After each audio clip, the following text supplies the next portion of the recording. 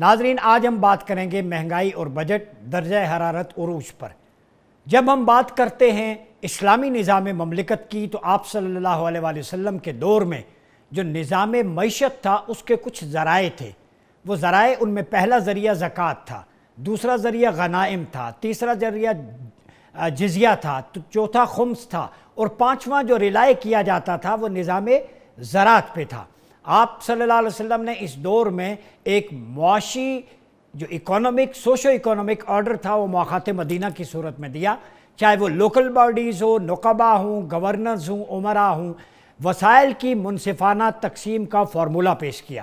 جی ناظرین، اسلامی نظام مملکت میں، معیشت میں اور خلافت راشدہ میں جو اصول ہے وہ سب سے پہلا یہ ہے کہ دولت جب مال زائد ہو جائے تو اس کو تقسیم کر دیا جائے، اسراف نہ کیا جائے، یعنی مال پر آپ سانپ بن کے نہ بیٹھ جائیں۔ قرآن مجید نے بھی کہا الہاکم التکاثر، تمہیں مال کی کثرت نے ہلاک کر دیا۔ تو جو لوگ، جب مال گردش دولت نہیں ہوتی، چند ہاتھوں میں مقید ہو جاتا ہے، تو اسی نظام کو سٹیٹس کو کہتے ہیں۔ یہ اسرافیہ ہوتا ہے جو چند لوگوں کے خون پسینے کی کمائی پہ عیاشی کرتا ہے۔ آج مدینہ ثانی پاکستان کے اندر یہی کچھ ہو رہا ہے کہ یہاں پر مزدوری کرنے والے 23 کروڑ عوام پاکستان ہیں، مگر ان کے کھاتے میں کیا آتا ہے؟ خودکشی، خود سوزی، ان کے کھاتے میں بل، ان کے کھاتے میں ٹیکسز، ان کے کھاتے میں جو ہے وہ ناہمواری، معاشی ناہمواری، اور ان کے کھاتے میں گرمی، اور ان کے کھاتے میں لوڈ شیڈنگ، ان کے کھاتے میں مہنگائی اور بے روزگاری۔ یعنی کمانے والے بھی وہ ہیں جو ریاست کو بھی پالتے ہیں، اداروں کو بھی پالتے ہیں، اشرافیہ کو بھی پالتے ہیں۔ تو یہاں سوال یہ پیدا ہوتا ہے، بھائی جان، یہاں مملکت صرف خدائے بزرگ و برتر کی ہے، اسی لیے خلافہ ماڈل کی بات کی جاتی ہے کہ وہاں پر امیر اور غریب کا فرق نہیں ہوتا۔ سیدنا عمر اپنے بیٹے کو خربوز نہیں کھانے دیتے کہ میری ریاست کا ایک عام آدمی نہیں کھائے گا تو تم بھی نہیں کھا سکتے۔ سیدنا ابوبکر صدیق اپنی تنخواہ مدینے کے مزدور کے برابر قرار دیتے ہیں کہ مزدور کا گزارا اس میں ہوتا ہے تو میرا بھی ہوگا۔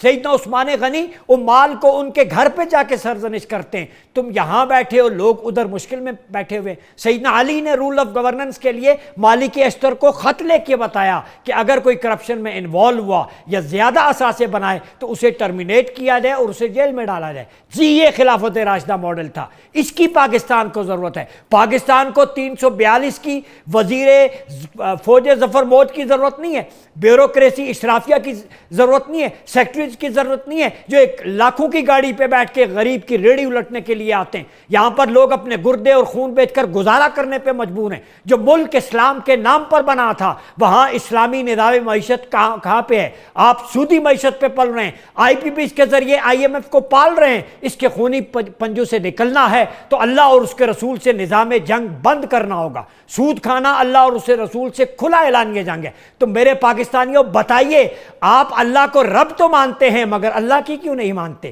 آپ رسول اللہ کو مانتے ہیں، ان کی کیوں نہیں مانتے؟ آپ قرآن کو تو مانتے ہیں، اس کا نظام کیوں نہیں مانتے؟